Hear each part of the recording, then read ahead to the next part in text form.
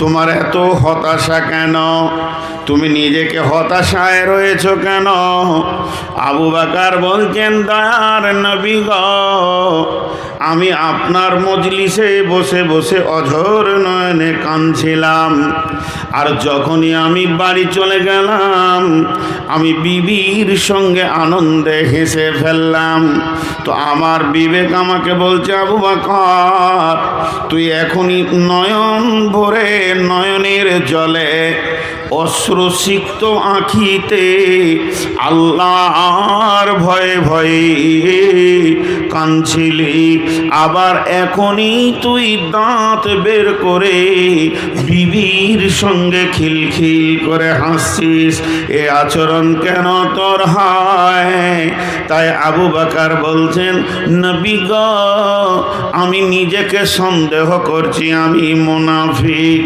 বিশ্বনবী বললেন, আবু বকর, বিবির সঙ্গে হাসা হলো ইবাদত, বিবিকে আনন্দ দেওয়া হলো ইবাদত, বিবির সঙ্গে খেলা করাটাও ইবাদত, বিবির সঙ্গে কৌতূহল করাটাও ইবাদত। অতএব আবু বকর, তুমি মুনাফিক নও। আমার মজলিস আর বাড়ি দুটাই যদি বারবার এক হয়ে যায়, তাহলে কোনো মানুষ আর সংসার করতে পারবে না। আবু বকর, তুমি মুনাফিক নও। কত অনুশোচনা! বিশ্বনবী বলছেন, হানিয়াল লেখা উমার, উমার রে, এসো সুসংবাদ লাও। উমার বললেন, কি সুসংবাদ? নবীজি বলছেন, উমার, আমার উম্মতের ভিতরে, আমার উম্মতের ভিতরে, আমার উম্মতের ভিতরে যে লোকগুলি একদম পাক্কা জাহান্নামী হয়ে গেছে, জাহান্নাম চলে যাবে, এই রকম ৭০,০০০ লোককে আমার রব ক্ষমা করে জান্নাতে দেবেন। হযরত ওমর খুশিতে চোখের পানি বের হয়ে গেল, খুশিতে, এবং বলছেন, দয়ার নবী গো, এটা সুসংবাদও বটে, আবার দুঃসংবাদও বটে। নবীজি বললেন, সুসংবাদ বুঝলাম, কিন্তু দুঃসংবাদ বুঝলাম না উমর।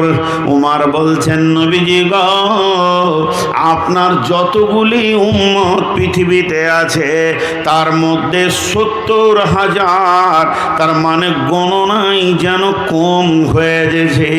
আল্লাহকে বলে কি বাড়ানো যাবে না? নবীজি বললেন, উমর, সুসংবাদ লাও। আবার সংবাদ এলো, ওই ৭০,০০০-এর প্রত্যেকটির সঙ্গে ১,০০০ করে আল্লাহ আবার বরাদ্দ করেছেন।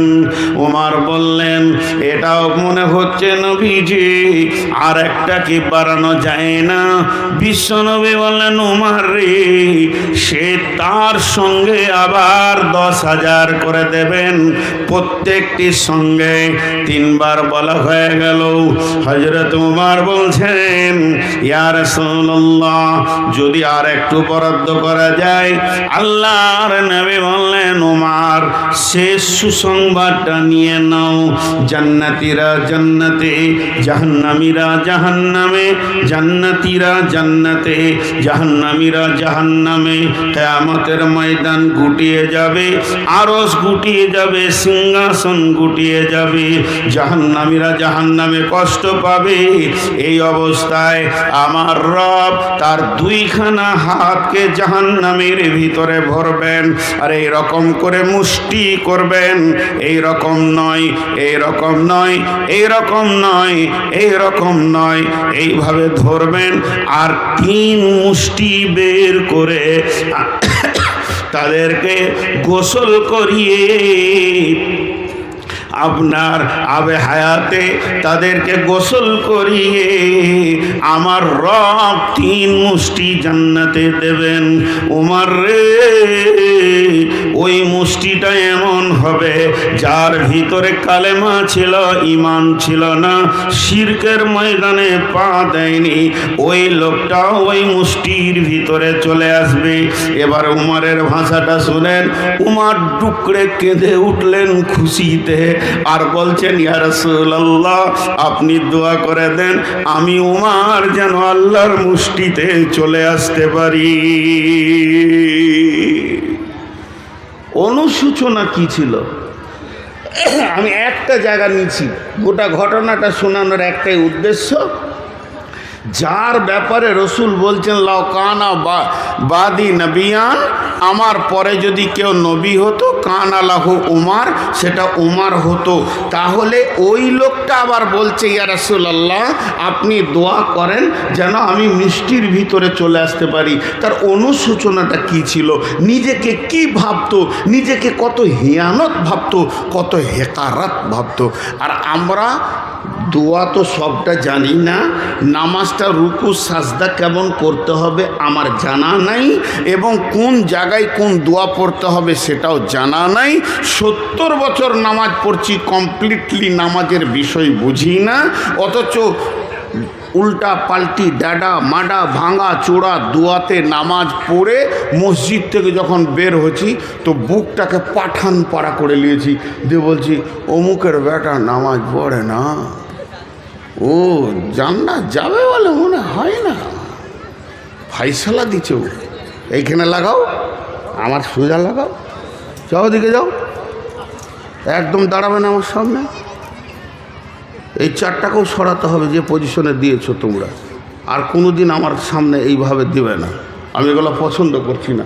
আগামী বছর থেকে নতুন ডেট নিলে 4-5টা নিয়ম, তার মধ্যে একটা হচ্ছে ইউটিউবার থাকবে না, যে জালসায় ইউটিউবার থাকবে না ওটা ডেট নিব, না হলে নিব না। আর পারছি না, কি থানবিল দিয়েছে জানেন, আমি জবান দিয়ে বলতে পারবো না। আমি ওই জন্য বললাম যে টপ 10টা কোথায়, ওকে আমি বাংলাদেশেই ধরবো, সিআইডি দিয়ে ধরবো, বাংলাদেশের সিআইডি হেড আমার বন্ধু। কি থানবিল দিয়েছে যেটা আমি জবান দিয়ে বলতে পারছি না। আমি এত বক্তা এত কথা বলি স্বামী স্ত্রী, তারপরও কি নোংরা নোংরা ভাষা। জি, ছি ছি ছি ছি ছি ছি, এই করে টাকা করে খেতে হবে কে বলেছে ওদেরকে? কোথায় নোংরা শুইয়ে দিয়েছে, কি করেছে কি করেছে। সাদা সিধে বক্তার ছবি থাকবে, 2টা সিনসিনারি দিলে ঠিক আছে, মক্কা মদিনার তেমন করে দিয়েছে ইংরেজদের চুমা চাট্টি দিয়ে। আমি কোথা বলেছি ওকে এই ভাষাগুলো আমার জীবনে ব্যবহার করিনি, ওকে আমি ধরছি, ওর ঠিকানাটা বের করে দিতে পারবে কেউ? তোমরা তো বার করতে পারো, বের করে আমাকে হোয়াটসঅ্যাপে দিও তো। এই চেয়ারওয়ালা লাল গেঞ্জি, উঠো, চলো উঠো উঠো, ডিস্টার্ব হচ্ছে পেছনে, ডিস্টার্ব হচ্ছে, উঠতে হবে, কোনো উপায় নেই। আমি এই ভলেন্টিয়ারই চালাবো যতদিন জলসা করব। বাবজি আপনি উঠেন, আপনার পেছনের লোকের ডিস্টার্ব হচ্ছে। আর ছেলে মানুষগুলো নিচে বসেন, এই মুরব্বিগুলোকে চেয়ার দেন, ছেলে মানুষগুলো নিচে। এই যে লোকটা চেয়ার নিয়ে হাঁটছে, ওর হক আছে চেয়ারে বসা, ওই বয়সে হাঁটু ব্যথা হয়, ওটা এমন একটা বয়স হাঁটু ব্যথা হবে। আর জালসা কমিটি আর কোথাও আছেন তো বলে দিই, আসামে জালসাতে চেয়ার থাকে না, আসাম রাজ্যের জালসাতে চেয়ার থাকে না, একটা খালি বক্তা থাকে, বাকি এখানে লেপ কেতা দেয়, সভাপতিও নিচে বসে, কালেকশনও নিচে হয়, লোক সব নিচে বসে। চেয়ার আনবেন তো সব পাছায় ঘা হয়ে যাবে। ওই যে বাচ্চা ছেলেগুলো বসে আছে, ওইগুলো যদি এখন থেকে মাজার দোষ হয় তো বিয়ে হবে ওদের। বয়স্ক মানুষ বসবে তো একটা মানান আছে। তো যাই হোক, আমার বক্তব্যের গতিটা কোন দিকে যাচ্ছে, তাদের অনুসূচনা কি ছিল, তাদের অনুসূচনা কি ছিল? সোনাকে গয়না করে, সোনাকে পিটিয়ে গয়না করে, গয়না করার পর তাকে ছিলে, চাকু দিয়ে নয়, পাথর আছে, অ্যাসিড আছে, আরও কিছু পানি আছে, তা দিয়ে ছিলবে, ছিলতে ছিলতে তার ওপরটা তেল হয়ে যাবে, ত্রুটি মুক্ত হবে, তারপরে তাকে পালিশ মারবে, তারপরে আপনার হাতে দেবে যে এটা আপনার গয়না, তারপরে সেটা নাকে কানে নেওয়া যাবে। তো ছিলে তো জিন্দেগিকে, নিজের জিন্দেগিকে যদি সুন্দর বানাতে হয় নিজেকে ছিলতে হবে, এমনি করে ছিলতে হবে। জি, দুটো হ্যালোজিন বন্ধ করেছি, কি করিনি আমি, অন্যদিকে দিয়েছি। আর হ্যাঁ না বলেন এতগুলো লোক, পেছন থেকে একটা হ্যালোজিন লাগিয়েছে আমার খুটখুটি বাড়ার লাগে, ওই যে মোবাইলের। কত জ্বালা, আমার বক্তা না লিয়াই ভালো। তো ছিলতে হবে। এবার আসেন, সাহাবীদের একটা জিন্দেগিতে মহাসাবা ছিল বলি, মহাসাবা। জি, তারা যখন বিছানায় যেতেন, বিছানায় শোয়ার আগে নিজের জিন্দেগিটাকে তারা ছিলতেন, নিজের জন্যে নিজে স্বর্ণকার হয়ে যেতেন, যে মনে মনে বলতেন আজকে সকালে আমি অমুককে একটা জোরে কথা বলেছি, ধমকি দিয়েছি, সেটা না দিলেই তো আমার জন্যে ঠিক ছিল। 2 ঘন্টা পর আর একজনকে একটা খারাপ কথা বললাম, এটা যদি না বলতাম তো আমার জন্যে ঠিক হতো। ওই জায়গায় বসে অতিরিক্ত কিছু কথা বলে দিয়েছি, ওই কথা কটা যদি না বলতাম তো আজকে আমার দিনটা ভালোই চলে যেত। বলেই যে যেমন যেছে, না বলো সেরকম যেছে। আমি চায়ের দোকানে অমুক মাস্টারের বিরুদ্ধে 4টা কথা বলেছি, সেটা যদি না বলতাম তো চলে যেত। সকালে উঠে তার কাছে মাপ চেয়ে নিব। এইভাবে তারা নিজের জীবনটাকে ছিলে। জোহরের নামাজে আধা ঘন্টা আগে আসার কথা, কিন্তু কোনো রকম 2 রেখাত সুন্নত পড়ে জোহরটা পেলাম। আমি যদি আধ ঘন্টা আগে আসতাম তাহলে মসজিদে আমার তেলাওয়াত তাসবিহ হয়ে যেত। এইভাবে নিজের ত্রুটিকে নিজে বের করত। ত্রুটিগুলো মনে মনে জমা করে রবের কাছে রাত্রিতে অঝোর নয়নে কেঁদে বলতেন, আমার রব, আমি যেগুলো ভুল করেছি আগামী দিনে না করার প্রতিজ্ঞা নিয়েছে, মাবুদ তুমি আমাকে মাফ করে দাও, ক্ষমা করে দাও, আমার ত্রুটিগুলোকে তুমি মুছে দাও। এইভাবে তারা ধীরে ধীরে ধীরে ধীরে একটা জায়গায় গিয়ে পৌঁছেছেন। জিন্দেগিটা তাদের কত দামি হয়ে গেছেন, পৃথিবীর বুকে বসে রয়েছে, অথচ জান্নাতের খবর তারা পেয়ে যাচ্ছেন। একটা আশারে মুবাশশারা, আবু বকর জান্নাতি, উমর জান্নাতি, ওসমান জান্নাতি, আলী জান্নাতি। এ তো নবীজি সরাসরি বলেছেন, পরোক্ষভাবেও নবীজির কাছে খবর এসেছে আরো জান্নাতি।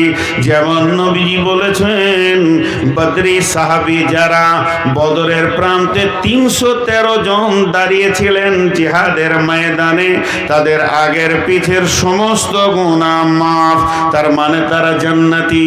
এমন ভাবে সুসংবাদ এসেছে, তাদের জিন্দেগিকে কোন জায়গায় পৌঁছেছে। আম্মা জান আয়েশাকে আল্লাহর নবী বলছেন, আয়েশা রে, তুমি আমার পৃথিবীতে যেমন স্ত্রী, ওই রকম তুমি আমার জান্নাতে স্ত্রী হবে। যেদিন আমি জানতে পারলাম, সেদিন থেকে মনে হয় যেন আমার মত হয়ে যাক এবং আমি জান্নাতে চলে যাই, তোমাকে আবার আমি জান্নাতে পেয়ে যাব। আয়েশা বুঝতে পারলেন আমি জান্নাতি। এইভাবে আল্লাহ তাবারাক ওয়া তাআলা পরোক্ষভাবে বহু জান্নাতি ঘোষণা করেছেন, কারণ তারা নিজের জিন্দেগিকে ছিলে ছিলে সোজা করেছে।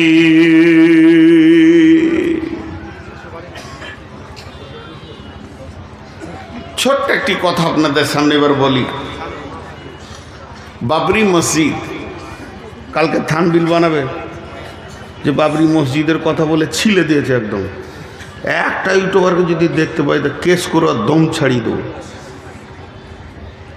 বাবরি মসজিদ চলে গেল, মসজিদের পূর্বের ইতিহাস কি ছিল আমি জানি না, তবে চলে গেল। বেশ ঠিক আছে, গেল। যতটা দুঃখিত আমি আপনি, অতটা দুঃখিত আমিও। আমার মুসলমানের রক্ত আছে, আমার বুকে মুসলমানের রক্ত আছে। যতটা কষ্ট আপনার হচ্ছে, অতটা কষ্ট আমার হচ্ছে। তো একবার নিজেদের ভুলটা দেখি তো, কেন গেল, কেন গেল, কেন গেল? বাবরি মসজিদটা আমার এখান থেকে কিছু না হলেও 1700 কিলো দূরে। 1700 কিলো দূরে কেন, 17 লাখ যদি দূরেও হয়, তাও কলিজাটা শিখানো আছে। রাজুলুন কালবুহু মুআল্লাকুন বিল ফিল মাসাজিদে। ওই লোকটা আরশের ছায়াতে থাকবে যার দিল মসজিদে টাঙা থাকবে। পৃথিবীর মসজিদ আমার হৃদয়ে আছে, যত দূরেই হোক। কিন্তু আপনার বাড়ির পাশের মসজিদটা কোন পার্টি বলেছিল ঢুকিস না? ওই পার্টিটার নাম বলেন। আপনার বাড়ির পাশ থেকে ফিতে ধরে যেটা সব থেকে নিকট মসজিদ, বিজেপি বলেছে, বজরং বলেছে, শিবসেনা বলেছে, তৃণমূল বলেছে, সিপিএম বলেছে, কংগ্রেস বলেছে, এসোসিয়াই বলেছে। কে বের করেছে এই মসজিদ থেকে আপনাকে? বিসমিল্লাহির রহমানির রহিম।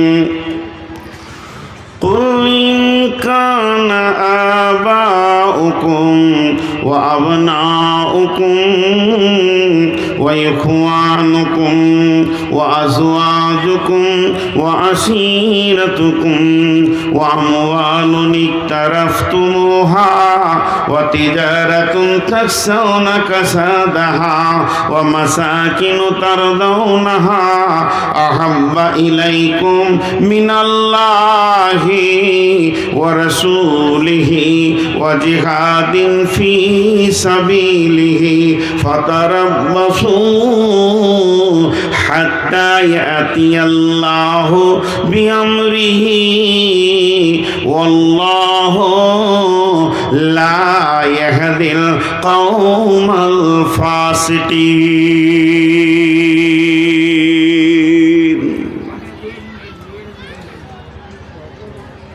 বলেন, আমি এবার গভীর তথ্য দিকে যাচ্ছি যে মুসলমান তোমাদের কাছ থেকে এগুলো যাচ্ছে কেন।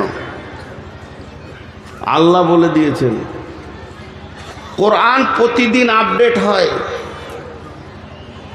কোরআনেই লেখা আছে ফিহা কুতুবুন কাইয়্যিমা।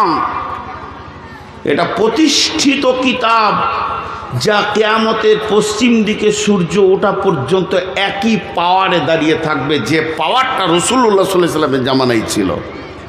এর পাওয়ার শৈথল্য হবে না। এবং প্রতিটি জামানায়, প্রতিটি দিন, প্রতিটি সকালে আপডেট দেবেই এবং বিশ্বকে তার মোকাবেলার কথা শিখাবে। এখন বলেন, আল্লাহ তাবারাক ওয়া তাআলা বলছেন, হে আমার গোলাম, কখন তোমাদের উপরে বিপর্যয় আসবে, কখন তোমরা হেয় প্রতিপন্ন হবে। রাসূলুল্লাহ সাল্লাল্লাহু আলাইহি ওয়াসাল্লাম বলছেন, এই উম্মতের বিপর্যয় হচ্ছে পৃথিবীর বাদশাকে, প্রশাসনকে, প্রধানমন্ত্রীকে তাদের বিরুদ্ধে বানিয়ে দেওয়া হবে। তাদেরকে দেখতে পারবে না, তাদেরকে মেনে নিতে পারবে না, এমন মিজাজের বানানো হবে। কখন বানানো হবে? আল্লাহ তাবারাক ওয়া তাআলার রাসূল বলছেন, ওয়া ইয়াকা ওয়াল মাসিয়া ফা ইন্না বিল মাসিয়াতি হাল্লুন সাখাতুল্লাহ ওয়া ইয়াকা ওয়াল মাসিয়া ফা ইন্না বিল মাসিয়াতি হাল্লুন সাখাতুল্লাহ। যে এলাকায়, যে বস্তিতে, যে গ্রামে, যে টলাতে, যে পাড়াতে, যে জেলাতে থানাতে দেশে আল্লাহর নাফরমানি প্রকাশ্যভাবে চলবে, সদর রাস্তাতে রাজপথে জুয়ো চলবে, তাস চলবে, লুডু চলবে, দাবা চলবে, বেশ্যা নাচবে, লুচ্চা নাচবে, রান্ডিগিরি চলবে, মদ চলবে, সুদে অহরহ লেগে যাবে। আমার উম্মত এইগুলো নিয়ে মাতোয়ারা হয়ে যাবে। তখনই আল্লাহর মদদ তাদের কাছ থেকে চলে যাবে। আল্লাহর সাহায্যের হাতটা আল্লাহ গুটিয়ে নেবেন। আর আল্লাহ নিজেই বলেছেন হাত্তা ইয়াতি আল্লাহু বিআমরিহি, অতক্ষণ পর্যন্ত যতক্ষণ পর্যন্ত আল্লাহর হুকুম না এসেছে।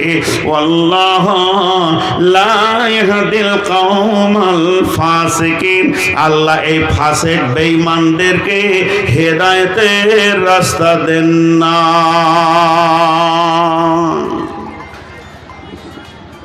তারা 8টা জিনিসকে ভালোবাসবে 3টের তুলনায়।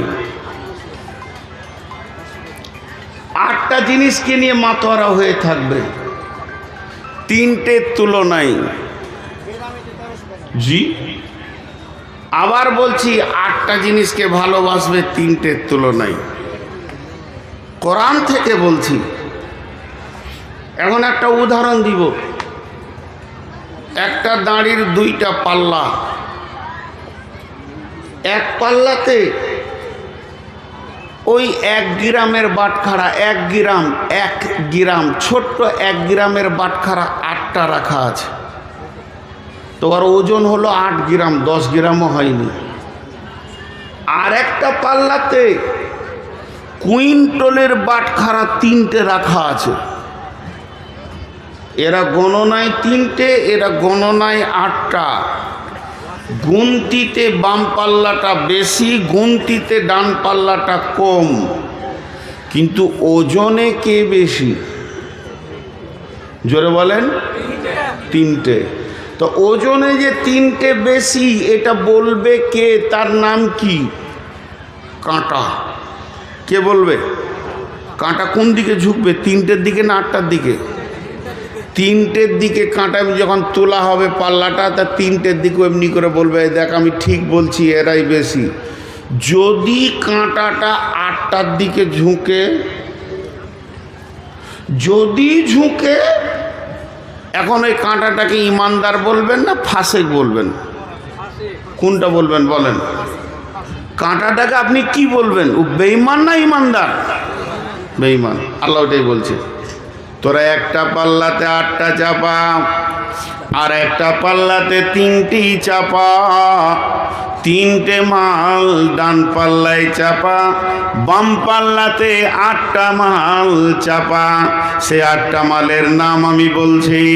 কুল ইন কানা আবাউকুম ওয়া আবনাউকুম ওয়া ইখওয়ানুকুম ওয়া আজওয়াজুকুম ওয়া আসীরাতুকুম ওয়া আমওয়ালুন ইকতারাফতুমুহা ওয়া তিজারাতুন তাকসাউনা কাসাদাহা ওয়া মাসাকিনু তারদাউনাহা। এই 8টা হলো কি?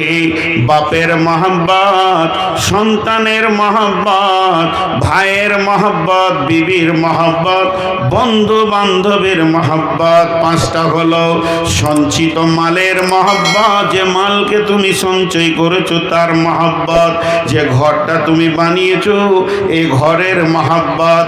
আর 8 নম্বরে হলো চাকরি বাকরি, ব্যবসা বাণিজ্য যেটা রয়েছে এইগুলির মহব্বত। আরেকবার বলছি, বাপের মহব্বত, বেটার মহব্বত, ভাইয়ের মহব্বত, আপনার বিবির মহব্বত, বন্ধুর মহব্বত, সঞ্চিত মালের মহব্বত, ঘর বাড়ি অট্টালিকার মহব্বত, এবং যে চাকরি বাকরি ব্যবসা বাণিজ্য তুমি করো তার মহব্বত। 8টা জিনিসের মহব্বতকে নিয়ে এসে একটা দাঁড়ির পাল্লায় দিয়ে দাও। এখন তোমার ডান দিককার পাল্লাটা ফাঁকা আছে, ওখানে 3খানা মহব্বত রাখো। আহাব্বা ইলাইকুম মিনাল্লাহি